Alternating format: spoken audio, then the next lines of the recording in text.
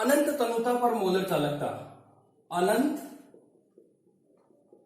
तनुता पर मोलर चालकता, अनंत तनुता पर मोलर चालकता को हम केप एम नॉट से रिप्रेजेंट करते हैं। कई बुक्स में इसे लेमड़ा एम से भी रिप्रेजेंट कर रखा है, तो टेंशन लेने की जरूरत नहीं, दोनों ही जो है वो रिप्रेजेंट इसको करते हैं। अब हम जानते हैं कि हमें मोलर चालकता ज्ञात करनी है किसी विद्युत अपघटय विलयन की। तो हम जानते हैं कि विद्युत अपघटय विलयन जो होते हैं वो दो प्रकार के होते हैं, एक होता है प्रबल विद्युत अपघटय और दूसरा है हमारे पास दुर्बल विद्युत अपघटय। तो प्रबल विद्युत अपघटय में अपन देखते हैं, हालांकि पैसे पहले भी पढ़ रखा है, फिर भी एक बार रिवाइज करवाना चाहूंगा। जब प्रबल विद्युत अपघटय विलयन को हम जब हम डाइल्यूट करते हैं, यानी कि तनु जब हम इसको करते हैं, एरो का चिन्ह बना रहा हूं, इसका मतलब वो असेंडिंग ऑर्डर में, मतलब मैं इसको डाइल्यूट कर रहा हूं। तो जब अपन प्रबल विद्युत अपघटय विलयन को तनु करेंगे तो डाइल्यूट करने पर क्या होगा, इन विलयनों को डाइल्यूट करने पर, चूंकि प्रबल विद्युत अपघटय है तो डाइल्यूट करने पर क्या होगा, कोई फर्क नहीं पड़ेगा। क्यों नहीं पड़ेगा? क्योंकि प्रबल विद्युत अपघटय जो होते हैं उनका वियोजन जो है वो ऑलरेडी जो है वो कितना होया हुआ होता है, 100% इनका वियोजन ऑलरेडी होया हुआ होता है। अगर इस 100 को 1 के रेस्पेक्ट में लूं तो यहाँ पर वियोजन जिसको अपन अल्फा से रिप्रेजेंट कर रहे हैं उसकी वैल्यू जो है वो कितनी होगी, 1, क्योंकि प्रबल विद्युत अपघटय है, इनका वियोजन जो है वो ऑलरेडी होया हुआ होता है, 100% वियोजन होया हुआ होता है और ये पूर्ण रूप से आयनों में वियोजित हुए हुए होते हैं। जब मैं इन प्रबल विद्युत अपघटय विलयनों का तनुकरण करूंगा तो क्या होगा, चार्ज ऑफ आयन जो है यानी कि आयनों की जो संख्या है वो क्या होगी, इसमें नहीं बढ़ेगी, आयन इसमें नहीं बढ़ेंगे। क्यों नहीं बढ़ेंगे? क्योंकि वियोजन होगा ही नहीं, क्योंकि वियोजन ऑलरेडी होया हुआ है। अच्छा, चार्ज ऑफ आयन बढ़ेंगे नहीं, परंतु क्या होगा, मोबिलिटी जो होती है, मोबिलिटी जो होगी आयनों की वो बढ़ जाएगी। मोबिलिटी का मतलब क्या है, गतिशीलता। भाई अपना जो विलयन है उसमें अगर मैं उसका तनुकरण करूंगा, हम जानते हैं कि विलयन का तनुकरण करने के लिए उसमें जो विलयन में पानी की मात्रा को मिलानी पड़ेगी। जब मैं उसमें पानी की मात्रा को मिलाऊंगा तो क्या होगा, जो आयन से डिस्टेंस बिटवीन आयन जो है वो क्या होगी, डिस्टेंस बढ़ जाएगी, आयनों के बीच की दूरी बढ़ जाएगी। और जब दूरी बढ़ेगी तो क्या होंगे, मोबिलिटी, आयनों की मोबिलिटी यानी गतिशीलता क्या होगी, बढ़ जाएगी। और जब मोबिलिटी बढ़ेगी तो कंडक्शन भी क्या होगा, इनका आयनों का कंडक्शन, जो विलयन का कंडक्शन है वो भी क्या हो जाएगा, बढ़ जाएगा।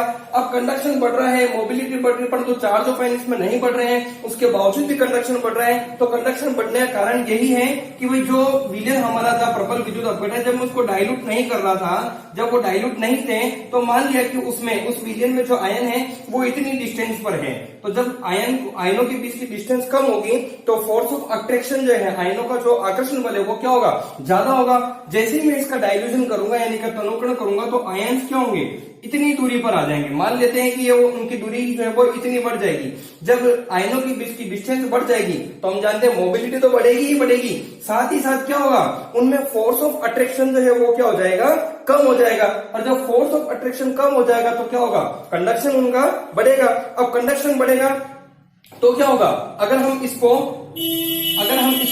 ग्राफिकल रिप्रेजेंटेशन से समझना चाहें तो ग्राफ को भी ले सकते हैं। हमने इस प्रकार से ग्राफ को प्लॉट किया है। अब क्या हो रहा है, यहाँ पर मैंने C को ले रखा है जो कि मेरे पास में क्या है, कंसंट्रेशन के रूप में है, और इस तरफ मैंने क्या ले रखा है, केपीएम की वैल्यू ले रखी है। केपीएम कौन है हमारा, मोलर चालकता है, इसको हम मोलर कंडक्टेंस कहते हैं। यहाँ पर जो है वो C की वैल्यू कितनी आ रही है, 0 आ रही है। अब मैंने मान लिया मेरे को कोई विद्युत अपघटय विलयन दिया हुआ है जिसकी चालकता जो है, जिसकी कंडक्टेंस जो है वो कितनी है, इतनी है। अब मैंने मान लेता हूं कि उसकी कंडक्शन जो है C की वैल्यू उस पर इतनी आ रही है। अब मैंने क्या करा, इस विलयन का डाइल्यूशन करा, तनुकरण करा, यानी कि मैंने इसके अंदर वाटर को मिलाना शुरू करा। हम जानते हैं कि जब मैं इसके अंदर वाटर को मिलाऊंगा तो क्या होगा, सांद्रता कम होती जाएगी। तो मान लेता हूं कि वाटर को मिलाने पर, पानी को मिलाने पर इसकी सांद्रता जो है वो इतनी कम हो गई। अब हम जानते हैं कि जब मैं पानी को मिलाऊंगा तो सांद्रता कम होगी, और सांद्रता कम होने के साथ में केपीएम की वैल्यू जो है, चालकता की वैल्यू जो है वो क्या होगी, बढ़ेगी। तो सपोज दैट इस प्रकार से कंसंट्रेशन कम हो रही है और इस प्रकार से चालकता जो है वो क्या हो रही है, बढ़ती जा रही है।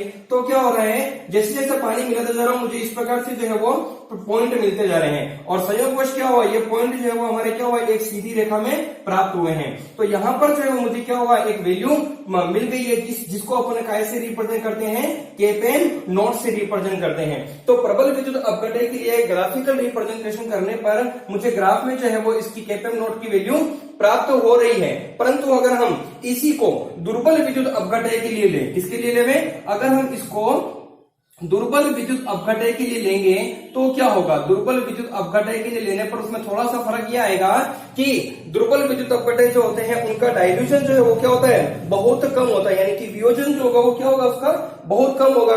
तो वियोजन कम कितना होगा, जैसे यहाँ तो पूरा 1 का 1 हो रहा है, परंतु यहाँ पर जो है वो वियोजन कितना होगा, 1 से बहुत कम होगा, 1 से बहुत कम होगा, क्योंकि वो दुर्बल विद्युत अपघटय है। दुर्बल विद्युत अपघटय का वियोजन जो है वो बहुत कम होता है। अच्छा, जब मैं इसका डाइल्यूशन करूंगा, जब मैं इसका तनुकरण करूंगा, किसको, दुर्बल विद्युत अपघटय के विलयन को जब मैं तनुकरण करूंगा, तो तनुकरण करने पर क्या होगा, इसमें चार्ज ऑफ आयन जो है वो क्या होंगे, बढ़ेंगे। देखो यहाँ नहीं बढ़ रहे, परंतु यहाँ क्या होंगे, बढ़ेंगे। भाई हम जानते हैं किसी विलयन में अगर मैं पानी को मिलाऊंगा तो आयन्स क्या होंगे, बढ़ेंगे। तो दुर्बल विद्युत अपघटय में क्या होगा, चार्ज ऑफ आयन बढ़ेंगे, और चार्ज ऑफ आयन बढ़ेंगे तो क्या होगा, मोबिलिटी यानी कि आयनों की गतिशीलता जो है वो भी क्या होगी, बढ़ेगी, और मोबिलिटी बढ़ेगी तो क्या होगा, कंडक्शन भी बढ़ेगा। तो इसमें क्या होगा, कंडक्शन भी बढ़ेगा। परंतु फर्क क्या आ रहा है, फर्क क्या आ रहा है कि जब मैं इसका ग्राफिकल रिप्रेजेंटेशन कर रहा हूं, दुर्बल विद्युत अपघटय ग्राफिकल रिप्रेजेंटेशन मैं आपको यहां पे करके बता रहा हूं, तो अपन देखते जब मैं इसका ग्राफिकल रिप्रेजेंटेशन कर रहा हूं तो मुझे क्या हो रहा है, सपोज मान लेता हूं दुर्बल विद्युत अपघटय कोई एक विलयन मैंने लिया है जिसकी कंसंट्रेशन सी की वैल्यू जो है वो क्या आ रही है, यहां पर आ रही है। जैसे ही मैंने इसके अंदर पानी को मिलाया तो क्या होगा, पानी को मिलाऊंगा तो सांद्रता कम होगी।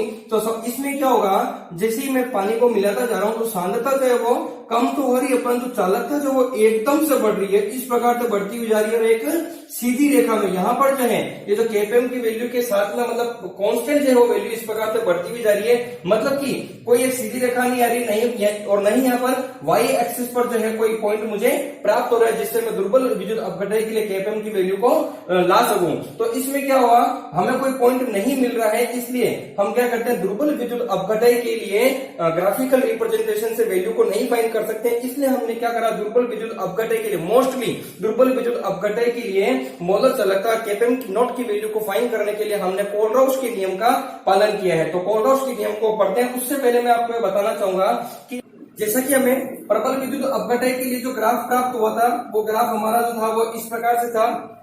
यहाँ पर जो है वो इस प्रकार से लाइन बनी थी, इसको अपन ने क्या कहा था, केप एम नॉट की वैल्यू कहा था। ये हमारी है एक्स एक्सिस और ये हमारी है वाई एक्सिस। अपन इससे ग्राफ से जो है वो इक्वेशन बना रहे हैं, और वो इक्वेशन कैसा है ये आपकी बुक में भी बता रखी है। तो इस इक्वेशन को गेन करने के लिए प्रबल विद्युत अपघटय के लिए, दुर्बल के लिए तो मैं ग्राफिकल रिप्रेजेंटेशन वैल्यू आई नहीं रही है, हम प्रबल के लिए दें तो प्रबल के लिए वैल्यू क्या है, किस प्रकार से ग्राफ इक्वेशन को बना सकते हैं। तो y equals to M X plus C, इससे हम क्या करेंगे, इसकी ग्राफिकल रिप्रेजेंटेशन के द्वारा इक्वेशन बनाएंगे। तो y जो है, y आपकी एक्सिस है और x जो है आपकी x एक्सिस है। x एक्सिस पर आपको c की वैल्यू दे रखी है और y एक्सिस पर आपको kpm की वैल्यू दे रखी है। तो y की जगह मैं लिख लेता हूं क्या, kpm इक्वल्स टू, अब यहाँ पर मेरे पास में जो है वो c जो है वो क्या है अपने पास में, c की वैल्यू जो है वो कांस्टेंट वैल्यू यहाँ पर जो आ रही है, जो कि है y एक्सिस पर प्राप्त होने वाली है, वो है हमारे पास क्या, kpm नॉट। kpm नॉट क्या है, कांस्टेंट वैल्यू है c की, और क्या है, इंटरसेक्शन पॉइंट है ऑन y एक्सिस। तो y एक्सिस पर जहां पर भी ये कट रहा है वो हमारी क्या है, c की वैल्यू, जिसको हम ले लेते हैं kpm नॉट के रूप में। अब हमारे पास क्या बच रहा है, अब x एक्सिस पर हमारे पास क्या है, x एक्सिस पर है मेरे पास में रूट c की वैल्यू, तो उसको मैंने यहाँ पर ले लिया रूट c के रूप में। अब जो है वो हमारे पास बचा गया m जो बचा है। तो यहाँ हम क्या करते हैं कि जो मुझे स्लोप प्राप्त हो रहा है वो स्लोप कैसा है, जो ढाल प्राप्त हो रहा है वो ढाल है तो नेगेटिव ढाल है, दिख रहा है आपको, घटते हुए क्रम में है, तो उसको मैंने नेगेटिव को यहाँ पर ले लिया माइनस के रूप में। और स्लोप जो है, उस स्लोप के लिए अपन कोई भी वैल्यू, कोई भी कांस्टेंट वैल्यू ले सकते हैं। सपोज मैंने यहाँ पर a वैल्यू ले ली, तो ये जो मेरे पास में क्या है, इसकी इक्वेशन बन जाएगी जो कि आपके बुक में भी बता रखी है। तो kpm equal to kpm nought minus a root c, प्रबल विद्युत अपघटय के लिए इक्वेशन जो बन रही है वो इस प्रकार से होगी। अब हम देखते हैं, क्योंकि दुर्बल विद्युत अपघटय के लिए हम क्या है, kpm नॉट की वैल्यू को गेन नहीं कर पाए थे, यानी कि मोलर चालकता को फाइंड नहीं कर पाए थे। तो मोस्टली जो है दुर्बल विद्युत अपघटय के लिए हम क्या करते हैं, कोलराउस के नियम को उपयोग में लेते हैं। तो कोलराउस का नियम क्या कहता है, के अनुसार किसी विद्युत आप नोट कर लीजिएगा, किसी विद्युत अपघटय की अनंत तनुता पर आणविक चालकता या मोलर चालकता उसके धनायनों और ऋणायनों की आयनिक चालकताओं के योग के बराबर होती है। इसे कोलराउस का स्वतंत्र अभिगमन का नियम भी कहते हैं। तो इनके अनुसार तो कोलराउस का नियम ये कह रहा है कि जो आणविक चालकता या मोलर चालकता जो है उस कंपाउंड के आयनों के योग के बराबर होती है। तो अपन जैसे कि सपोज मैं एग्जांपल लेता हूँ, एग्जांपल के द्वारा समझाता हूँ। बहुत इजी टॉपिक है कोलराउस का नियम और बहुत इजी न्यूमेरिकल इसके एग्जाम्स में आते हैं। तो समझते हैं एग्जांपल्स के द्वारा, आपको और अच्छे समझ में आ जाएगा। जैसे सपोज मैंने मान लिया केपेम है, केपेम मेरा आणविक मोलर चालकता है। तो यहाँ पर मैं जो केपेम नोट ले रहा हूँ वो किसके लिए ले रहा हूँ, यहाँ मैं मान लेता हूँ मैं HCl के लिए ले रहा हूँ, हाइड्रोक्लोरिक एसिड के लिए ले रहा हूँ। तो देखिए आप क्या होगा, अब इसके जो आयन है, आयनों को रिप्रेजेंट करने के लिए मैंने क्या करा है, लेमड़ा को ले लिया है। जरूरी नहीं है आप लेमड़ा को केपेम भी ले सकते हो, केप नोट भी ले सकते हो। मैंने अलग रिप्रेजेंट करने के लिए यहाँ पर क्या करा है, केप लेमड़ा को लिया है। अच्छा ये किसके लिए है, ये H+ आयन के लिए। ये जो केपेम लेमड़ा नोट है वो किसके लिए है, H+ आयन के लिए। तो एक तो इसमें से H+ आयन आ जाएगा, दूसरा जो है वो इसमें से क्या आ जाएगा, Cl- आ जाएगा। दो ही आयन बनेंगे HCl में से। एक और मैंने जो लिया है वो ले रखा है यहाँ पे केपेम,